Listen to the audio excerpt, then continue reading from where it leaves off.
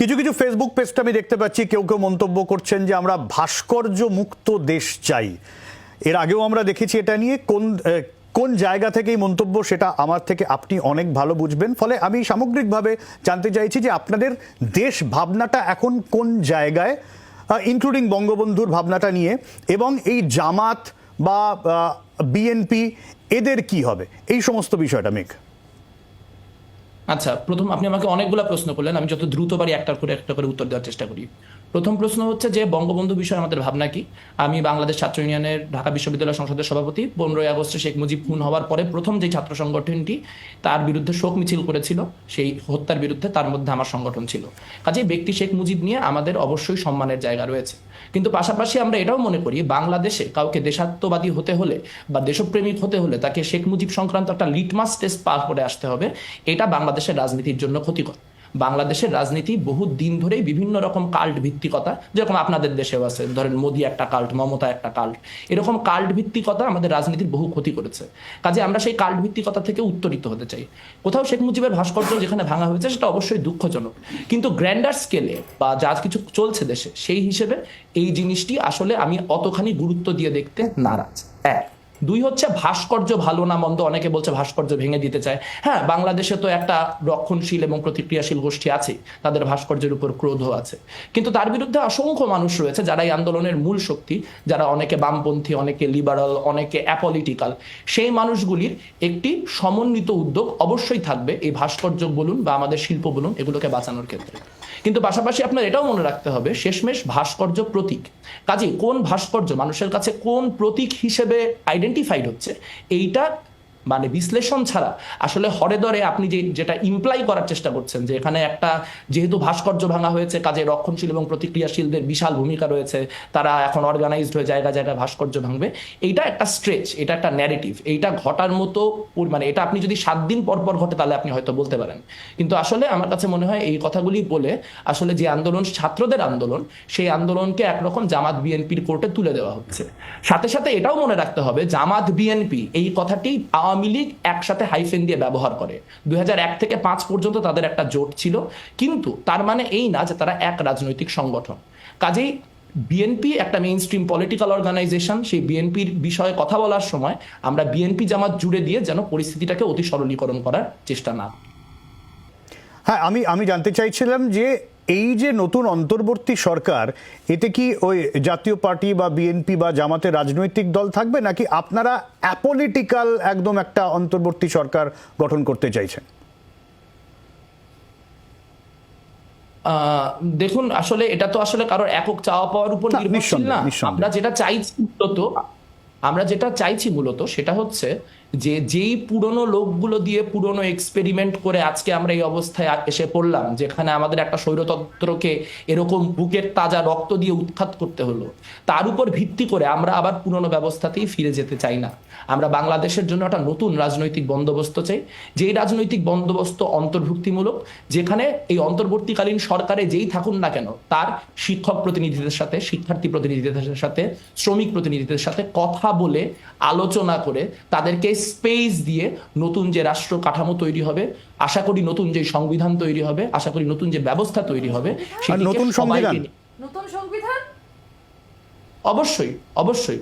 আপনারা যদি এক দফার মূল কথাটি দেখেন তাহলে শিক্ষক নেটওয়ার্কের পক্ষ থেকে প্রথম এই আলোচনাটি তুলেছিলেন আনু মোহাম্মদ, জাহাঙ্গীরনগর বিশ্ববিদ্যালয়ের শিক্ষক, এবং তাকে আপনারা জামাত বলে চালায় দেওয়ার চেষ্টা করতে পারেন, কিন্তু আসলে তিনি মূলত একজন বামপন্থী।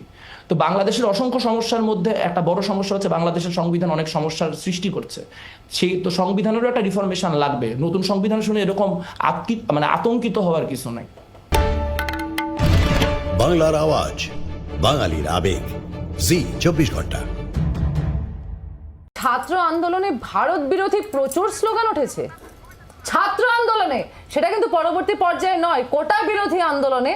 এবং যেহেতু তুমি সেই ছাত্র আন্দোলনকে তুমি রিপ্রেজেন্ট করছো এবং আজকে সেখানে তুমি তোমার দেশের প্রতিনিধি হয়ে, ছাত্রদের প্রতিনিধি হয়ে তুমি ভারতবর্ষের একটা চ্যানেলে বসে তুমি তাদের ছাত্রদের কথা বলছো, সেখানকার মানুষদের কথা বলছো, সংখ্যালঘু সংখ্যাগুরু উভয় পক্ষের মানুষের কথা বলছো, তাদের জ্বালা যন্ত্রণার কথা বলছো, যেভাবে ভোট করতে পারেনি, ভোট দিতে পারেনি তাদের কথা বলছো।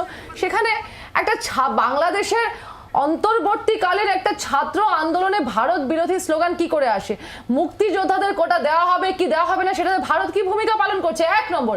আমি আমার দেশের সরকারকে কি বলবো কি বলবো না সেটা নিশ্চয়ই তোমাদের মাথা ব্যথা নয়, সেটা ডেফিনেটলি আমার মাথা ব্যথা। এই জন্য আমাদের মাথা ব্যথা যে আমার পার্শ্ববর্তী দেশে যেটা হবে, যেটা আমার বিজেপির দিদি বলেছেন যে পোরাস বর্ডার, এবং তোমরাও জানো এটা পোরাস বর্ডার, প্রচুর বর্ডার সিল করা হয়েছে, প্রচুর বর্ডার আইডেন্টিফাইড বর্ডার, কিন্তু আমি নাম গুনে গুনে কয়েকটা বর্ডার বলে দিতে পারবো যে বর্ডারগুলো শুধুমাত্র পুকুর পাড়ের বর্ডার, রাস্তা এপারে আসা ওই পারে আসা বর্ডার। ওই বর্ডারগুলো নিয়ে কি বলবো? ওই বর্ডারগুলো তো আমাদের নজরে রাখতে হবে ভাই। আমরা জানি না ভবিষ্যৎ। হ্যাঁ কিছু বলছিলেন, বলুন। হ্যাঁ, না, ভারত বিরোধিতার প্রশ্ন দেখেন, আসলে এটা করতে গেলে আপনারা মন খারাপ করেন। মানে ভারত বিরোধিতা তো ব্যক্তি মানুষের বিরোধিতা না। মানে আমি নিজেও, আমার ছাত্র সংগঠনও ঢাকা বিশ্ববিদ্যালয়ে ভারত বিরোধী চিকা বা ভারত বিরোধী গ্রাফিতি বলে একটা গ্রাফিতি বলতে পারেন, আমরা মাওলানা ভাসানীর একটা গ্রাফিতি করেছি, যেখানে লেখা আছে যে মানে পিন্ডির জিনজির ছিন্ন করেছি দিল্লির গোলামি করার জন্য নয়। এখন আপনার কাছে মনে হইতে পারে ও আচ্ছা, এটা তো তাহলে কি মানে তাহলে ভারতের সাথে আমি শত্রুতা চাচ্ছি। বিষয়টা খুব সিম্পল। বাংলাদেশের সঙ্গে ভারতের যে সম্পর্কটা সেটা কি বলবো বন্ধুত্বপূর্ণ বা সমমর্যাদার সম্পর্ক না। আমি একটা সহজ প্রশ্ন করবো, একটা সহজ প্রশ্ন করবো। ঠিক এই মুহূর্তে দাঁড়িয়ে যদি আপনাদের জিজ্ঞেস করি, আপনাদের সঙ্গে ভালো সম্পর্কযুক্ত যতগুলো রাষ্ট্র আছে তার মধ্যে যদি 1, 2, 3 বলি, তাহলে প্রথমে আপনারা কোন দেশকে 1 নম্বরে রাখবেন? হ্যাঁ, আরেকবার বলুন। যদি বাংলাদেশের সঙ্গে ভালো সম্পর্ক এরকম রাষ্ট্রর একটা লিস্ট করি, খুব গোদাভাবে আমি যদি জিজ্ঞেস করি আপনাকে, 1, 2, 3 ভালো সম্পর্ক কোন রাষ্ট্র আপনারা মনে করছেন যে বাংলাদেশের পাশে দাঁড়াবে, বাংলাদেশের আন্তর্জাতিক মহলে বাংলাদেশের সঙ্গে থাকবে, কোন দেশটাকে আপনারা 1 নম্বরে, 2 নম্বরে এবং 3 নম্বরে রাখবেন? না, এই লিস্ট করার তো কোনো দরকার নাই, কারণ আমি তো ভারতের সাথে সুসম্পর্কের কথাই বলতেছি। মানে আমি একটা ইনফরমেশন চাইছি আপনাদের। আমার মনে হচ্ছে যে আমি অনেকগুলা জিনিস অনুভব করছি বা আমি অনেকগুলা জিনিস জানি যেগুলো আপনাদের জানাতে হয়। মানে এই কোয়েশ্চেনটার মানে কি যে 3টা দেশের নাম বলেন, 3টা দেশ যাদের সাথে আমরা সব দেশের সাথে সুসম্পর্ক চাই, আমরা কোনো দেশের সাথে খারাপ সম্পর্ক চাই না। Friendship to all malice to none, মানে ওইটার কোনো বিষয় নাই এখানে। কিন্তু প্রশ্ন হচ্ছে সেই সম্পর্কটা কি রকম, সেই সম্পর্কটা কি আধিপত্যমূলক, যেখানে একটা শক্তি আমাকে ডমিনেট করছে, যেখানে আমার ন্যাশনাল বর্ডারে এবং আমার যে চুক্তিগুলি হচ্ছে সেই চুক্তিগুলি অসম, নাকি এমন একটা সম্পর্ক হচ্ছে যেটা আদতেই বন্ধুত্বের সম্পর্ক, যেখানে 2 দেশের নাগরিক নিজেদের সমমর্যাদা সম্পন্ন মনে করতে পারছেন? That is the question. দীর্ঘদিন ভারতের সাথে শুধু আওয়ামী লীগ আমলে না, ইভেন বিএনপি আমলে যারা মুখে অনেক ভারত বিরোধিতাও করেছেন, বা তার পূর্ববর্তী এরশাদ আমলে বাংলাদেশ রাষ্ট্রের সাথে ভারতের যে রাষ্ট্রের যে সম্পর্ক, সেই সম্পর্ক খুবই আধিপত্যমূলক ছিল। আমরা চাই বাংলাদেশের মানুষের সাথে ভারতের জনগণের বন্ধুত্ব, এবং যেই নীতিগুলি নেওয়া হবে, যেই চুক্তিগুলি করা হবে, সেই চুক্তিগুলির ক্ষেত্রে ক্ষমতার এক ধরনের সাম্য। That's it.